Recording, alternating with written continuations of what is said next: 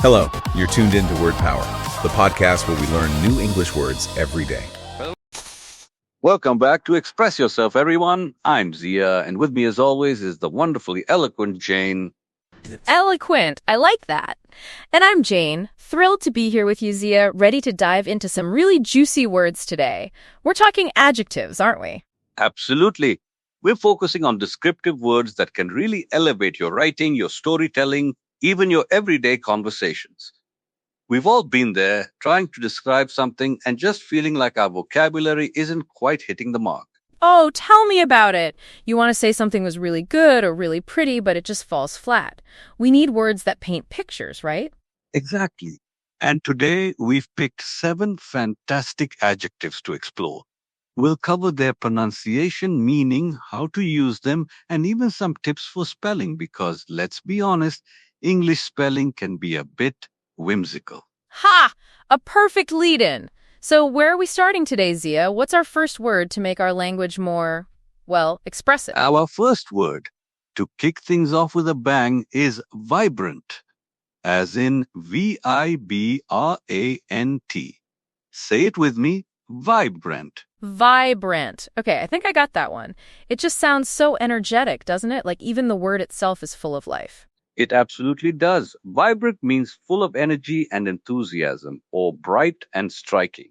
Think of a vibrant color, something really vivid and lively, or a vibrant personality, someone who just radiates energy. So like a vibrant city at night with all the lights and people bustling about, or a vibrant painting with all those bold, beautiful hues? Precisely, it's about being full of life, zest, or brilliant color. For spelling, vibrant is fairly straightforward. It comes from the Latin vibrare, to shake. Think of vibration, it's the same root. So V-I-B, then R-A-N-T. No tricky double letters or silent E's to worry about. That's helpful, and using it correctly just feels right. Instead of the party was fun, you could say the party was vibrant, and suddenly you're there, feeling the energy. Exactly. Moving on to our next word, which pairs beautifully with vibrant in many contexts, radiant. R-A-D-I-A-N-T. Pronounced radiant. Radiant. Oh, I love that word. It makes me think of sunshine, or someone just glowing with happiness. You're spot on. Radiant means sending out light, shining or glowing brightly, but it also extends to expressing great pleasure or love. So you can have a radiant sunset or a bride looking radiant on her wedding day. So it's not just about literal light, but also an inner glow, an emotional light, if you will? Precisely. It suggests warmth, joy, and beauty. For spelling radiant, think of radio, R-A-D-I-O. You're just adding an A-N-T to the end, so it's R-A-D-I-A-N-T. The A after the I is often where people might pause, but just remember the radio connection. That's a great trick. Radio with an ant on the end, like a little antenna. I'll definitely remember that.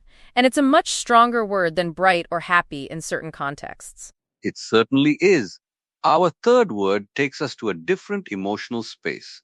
Serene. S-E-R-E-N-E. Pronounced serene. Serene.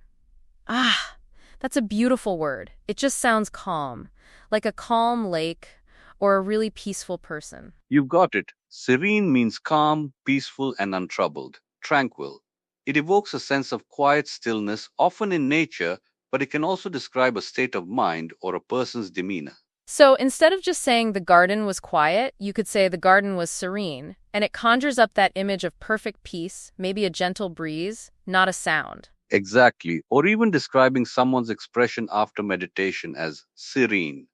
For spelling serene, it's S-E-R-E-N-E.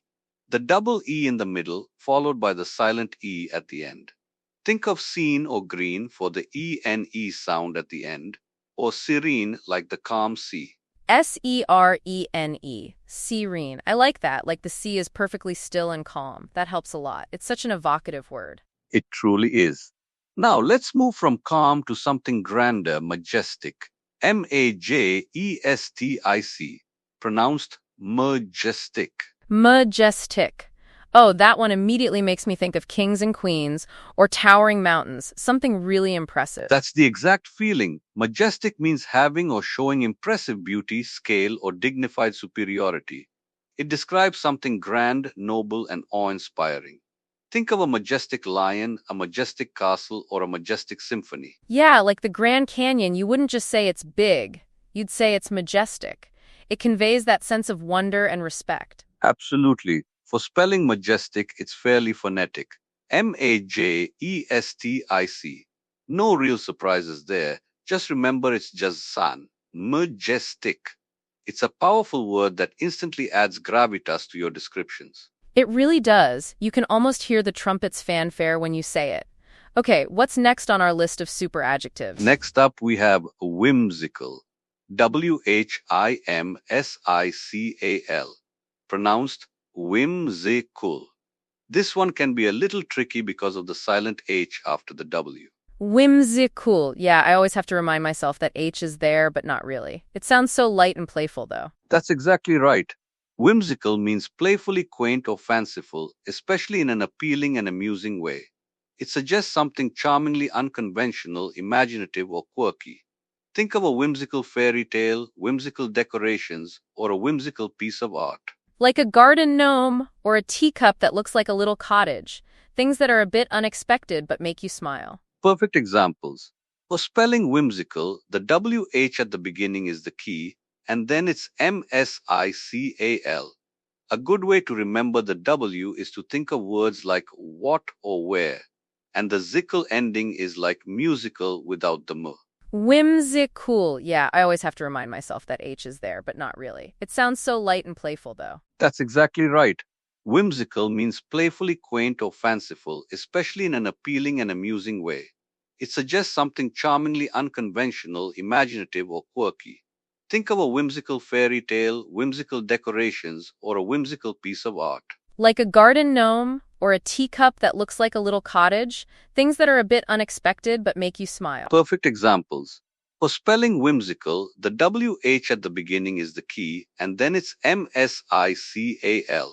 A good way to remember the W is to think of words like what or where, and the zical ending is like musical without the M. And for our final word today, we're going to touch on a more introspective, perhaps even poignant emotion, melancholy. Melancholy. Pronounced majestic. Melancholy. Majestic. Oh, that's a beautiful word for a somewhat sad feeling. It sounds softer than just sad, doesn't it? It absolutely does. Melancholy means a feeling of pensive sadness, typically with no obvious cause. It's a gentle, reflective sadness, often with a hint of longing or wistfulness, rather than deep despair.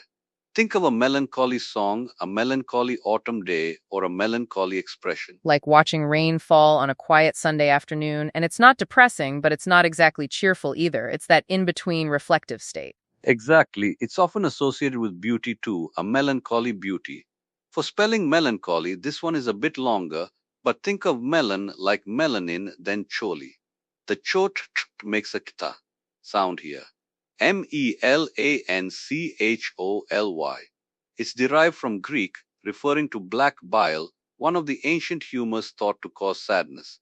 But that's a whole other podcast. Majestic. Okay, that choch sound is the trickiest part. But majestic, as in melanin, helps a lot. And it's such a rich word, it really captures a specific shade of sadness. It certainly does. So, we've covered vibrant, radiant, serene, majestic, whimsical, sublime, and melancholy. What a collection. But just learning these words isn't enough, right, Jane? We need to actively incorporate them. Absolutely. It's like learning to cook. You can read all the recipes, but until you get in the kitchen and actually try it, it's not going to stick. So, what are your top tips for truly mastering new vocabulary? My first tip is always to use them in context. Don't just memorize definitions. Try to craft sentences where these words fit naturally. Write them down, say them out loud. For example, after this episode, try to describe your day using one of these words. That's a great one. Instead of I saw a pretty flower, try I saw a vibrant flower or a radiant bloom. It changes the whole feeling. Precisely. My second tip, create a personal dictionary or flashcards. Write the word on one side and on the other, write its definition, a synonym, an antonym if applicable, and a sentence you created using it. Review these regularly. Oh, flashcards are so underrated, and the act of writing them down helps cement them in your memory. I'd add to that, try to use them in conversation. It can feel a bit forced at first, but the more you do it, the more natural it becomes. That's an excellent point, Jane. Speaking them out loud really helps with both pronunciation and recall. And thirdly, and this is probably the most enjoyable tip, read widely. When you encounter new words in books, articles, or even song lyrics, pay attention. Look them up, try to understand their nuance in that specific context. Yes, reading exposes you to words used correctly by skilled writers. You start to internalize their rhythm and placement. Plus, it's just a great way to relax and learn simultaneously. Exactly. And a bonus tip for spelling specifically for trickier words, try to break them down into syllables, or even better, look for roots, prefixes, and suffixes. Understanding how words are built can demystify their spelling. Yes, like how you broke down radiant with radio or sublime with sublime. Those little mental hooks are super helpful. And honestly, don't be afraid to misspell or mispronounce. That's how we learn. Couldn't agree more, Jane. Language learning is a journey, not a destination, and enriching your vocabulary is one of the most rewarding parts of that journey. It truly is. Knowing these words gives you so much more power to express yourself, to describe the world around you with precision and beauty. It's like having a whole new set of colors on your artistic palette. A beautiful analogy, Jane. So, we encourage all our listeners to start integrating vibrant, radiant, serene, majestic, whimsical, sublime, and melancholy into their daily language. See how they transform your descriptions. And share your experiences with us. We love hearing how you're using these words to make your own conversations and writing more expressive. That's all for this episode of Express Yourself. Thank you for joining us and keep exploring the wonderful world of words. I'm Zia. And I'm Jane. Until next time, happy word hunting.